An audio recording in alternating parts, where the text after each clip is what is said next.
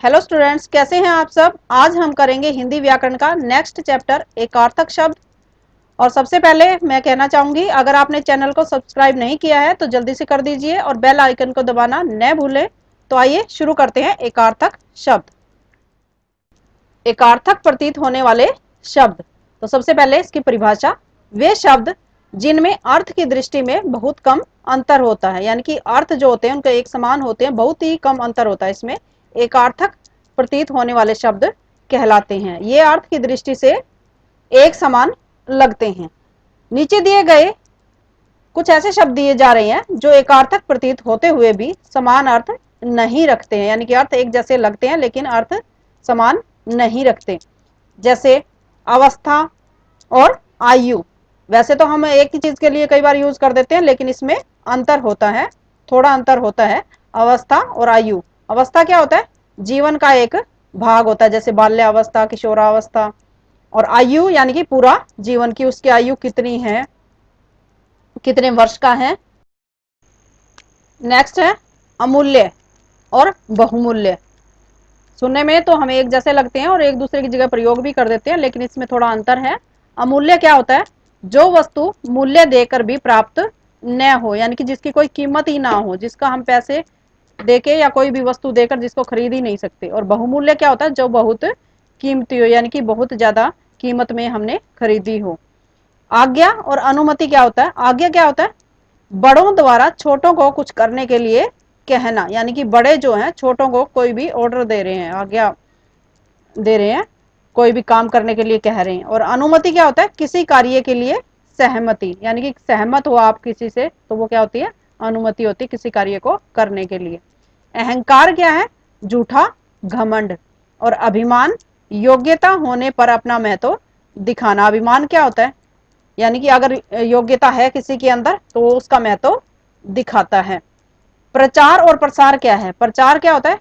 कोई विषय, मत या बात सबके सामने रखना, यानी कि अगर अपनी कोई भी बात है दूसरों के सामने रखी जा रही है बहुत ज्यादा, तो वो क्या है? प्रचार होता है। जैसे इलेक्शन टाइम में होता है, नेता लोग करते हैं। और प्रसार क्या होता है? प्रसार होता है उसको फैलाना, किसी भी चीज का फैलाव जो होता है वो प्रसार होता है।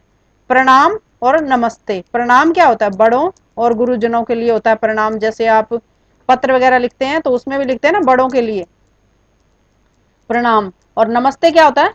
छोटे बड़े सभी के लिए नमस्ते करते हो आप। तो छोटों के लिए या बड़ों के लिए, दोनों के लिए नमस्ते। और प्रणाम होता है बड़ों के लिए जो आदरणीय होते हैं, आपके आपसे बड़े होते हैं, सिर्फ उनके लिए। ग्रंथ और पुस्तक क्या है? ग्रंथ होता है बड़ी और महत्वपूर्ण पुस्तक, जैसे धार्मिक ग्रंथ वगैरह आते हैं वो इसमें आएंगे। और पुस्तक यानी कि कोई भी पुस्तक हो सकती है आपकी, किसी भी सब्जेक्ट की या कोई भी कहानियों की या किसी भी तरह की कोई भी पुस्तक हो सकती है। सम्राट और राजा में क्या अंतर है? सम्राट होता है राजाओं का राजा, कई राजाओं के ऊपर जो एक राजा होता है। और राजा राज्य करने वाला, राज्य करने वाला, कोई भी राज्य करने वाला जो होता है वो राजा होता है। और राजाओं का जो राजा होता है उसको सम्राट कहते हैं। लज्जा और गलानी क्या है? लज्जा होता है संकोच करना, हिचकिचाना। और गलानी क्या होता है? बुरे कर्म पर प्रायश्चित करना, यानी कि पछताना। अगर किसी ने कोई बुरा काम किया है, किसी का गलत कर दिया और उसके ऊपर उसको पछतावा हो रहा है तो उसको गलानी कहते हैं। अपराध और पाप में क्या अंतर है? अपराध होता है कानून का उल्लंघन करना, यानी कि कानूनी तौर पर अगर आपने कोई गलत काम किया तो वो अपराध है।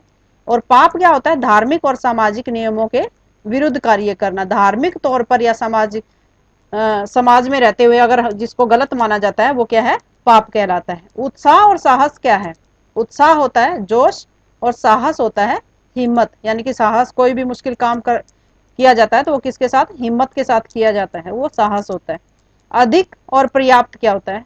अधिक का मतलब है आवश्यकता से ज्यादा, और पर्याप्त यानी कि आवश्यकता के अनुसार, यानी कि जितना चाहिए उतना ही हो तो पर्याप्त है, और जितना चाहिए उससे ज्यादा है तो वो अधिक है। स्त्री या पत्नी क्या होती है? स्त्री होता है नारी, यानी कि कोई भी औरत हो सकती है। और पत्नी क्या होता है? वह स्त्री जिससे विवाह हुआ हो। किसी भी आदमी की अगर पत्नी पूछा जाए तो जिसके साथ उसकी शादी होती है, जिसके साथ विवाह हुआ है, वह उसकी पत्नी है। अगर स्त्री पूछा जाता तो स्त्री में उसकी जो माँ है, बहन है, बेटी है या कोई भी दूसरी औरत है, वो सब नारी या स्त्री कही जाती हैं। इच्छा और लोभ क्या है? इच्छा होता है किसी वस्तु को पाने की चाह, और लोभ क्या होता है? लालच, यानी कि जिसका अंत नहीं होता। लालच, लालच में लोग जो है इतने पागल हो जाते हैं कि कुछ भी गलत काम भी कर बैठते हैं। खेद और दुख में क्या अंतर है? खेद होता है गलती होने का दुख, और दुख क्या होता है? कष्ट, यानी कि कुछ भी किसी के साथ बुरा हुआ है तो उससे जो होता है आपको वो दुख होता है। आलोचना और निंदा, आलोचना क्या होती है? गुण दोष प्रकट करना, किसी के अंदर क्या है, गुण बताने हैं उसके या उसके दोष बताने हैं, तो वो क्या होती है? आलोचना होती है। निंदा क्या होता है? कमियां और बुराइयों को बताना, सिर्फ किसी की बुराई करना या किसी सिर्फ ही कमियां निकालना, वो निंदा होती है।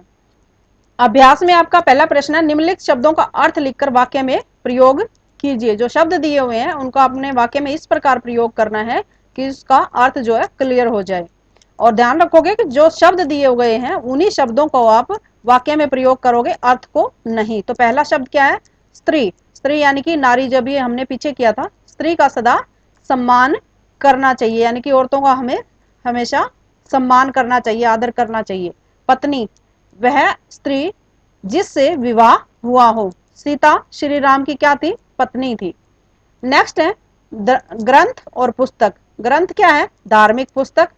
कौन से होते हैं ग्रंथ? धार्मिक जो पुस्तक होती है, रामायण हमारा प्रसिद्ध ग्रंथ है, धार्मिक ग्रंथ है। पुस्तक क्या है? किताब होती है। मुझे पुस्तक पढ़ना अच्छा लगता है, यानी कि किसी भी तरह की जो पुस्तक है वो किताब जो होती है वो पुस्तक कहलाती है, किसी भी तरीके की। नेक्स्ट है प्रचार और प्रसार। प्रचार क्या है? अपना मत रखना। चुनाव में हर नेता क्या करता है? प्रचार करता है, अपना प्रचार करता है, अपनी बातें बताता है लोगों के सामने कि मुझे क्या करना है, क्या नहीं करना है, ये सब बातें। प्रसार में क्या आएगा? फैलाव, हमें अच्छाइयों का प्रसार करना चाहिए, यानी कि समाज में हमें अच्छाइयों को फैलाना चाहिए ताकि सब अच्छाई की तरफ अग्रसर हो। अवस्था क्या है? जीवन का एक भाग। बाल्यावस्था सबको पसंद है। बाल्यावस्था क्या होती है? बचपन, यानी कि सबको पसंद होता है। आयु, पूरा जीवन। दादाजी की आयु कितनी हो गई है? 80 वर्ष हो चुकी है। नेक्स्ट है लज्जा। लज्जा क्या होता है? संकोच। रमेश अपनी बात कहते लज्जा नहीं करता, यानी कि शर्माता नहीं है, जो उसको कहना है वो कह देता है। गलानी क्या होता है? प्रायश्चित। उसे चोरी करने के बाद बहुत गलानी हुई, उसको पछतावा हुआ कि मुझे ये काम नहीं करना चाहिए था, तो वो क्या है? गलानी है। नेक्स्ट क्वेश्चन है, कोष्टक में दिए गए शब्दों से सही शब्द चुनकर रिक्त स्थानों में लिखिए। आपने यहाँ पर जो ब्लैंक दिया हुआ है स्थान, यहाँ पर इनको लिख देना है। पहला है ताजमहल भारत की डैश धरोहर है। कौन सी है? बहुमूल्य। नेक्स्ट है डैश अशोक ने बहुत से शिलालेख। शिलालेख क्या होते हैं? जो पत्थरों के ऊपर लिखा जाता था खुदाई करके, खुदवाए। तो कौन थे? अशोक क्या थे? सम्राट थे। नेक्स्ट है तुम्हारे डैश की सजा तो न्यायालय ही तय करेगा। न्यायालय यानी कि कानून के रूप में जो गलत होता है वो क्या होता है? अपराध होता है। सभी खिलाड़ी डैश से अभ्यास कर रहे हैं। साहस या उत्साह? उत्साह के साथ। नेक्स्ट है डैश है कि मैं आपके विवाह में न आ सका। दुख है या खेद है? खेद है। इस किस बात का? कि मैं आपके विवाह में नहीं आ सका। नेक्स्ट है तुलसीदास की डैश का नाम रत्नावली था। किसका? स्त्री का या पत्नी का? तो तुलसीदास की क्या थी? वो पत्नी थी जिसका नाम रत्नावली था। नेक्स्ट है शास्त्रों में जीवन को डैश कहा गया है। अमूल्य या बहुमूल्य? अमूल्य। क्या कहा गया है? अमूल्य कहा गया है। नेक्स्ट है सच्चाई सामने आने पर उसका सिर डैश से झुक गया। सच्चाई सामने आई, यानी कि कोई भी गलत काम किया और सबको पता चल गया किसने किया है, सच्चाई सामने आ गई, तो उसका सिर किससे झुक गया? गलानी से, क्योंकि उसको पछतावा हुआ। तो ये था आपका अभ्यास कार्य। उम्मीद करती हूँ आपको समझ आया होगा। तो इसके साथ ही आप वीडियो को लाइक करना और शेयर करना न भूलें, साथ ही सब्सक्राइब करें और बेल आइकन पर प्रेस करें। धन्यवाद।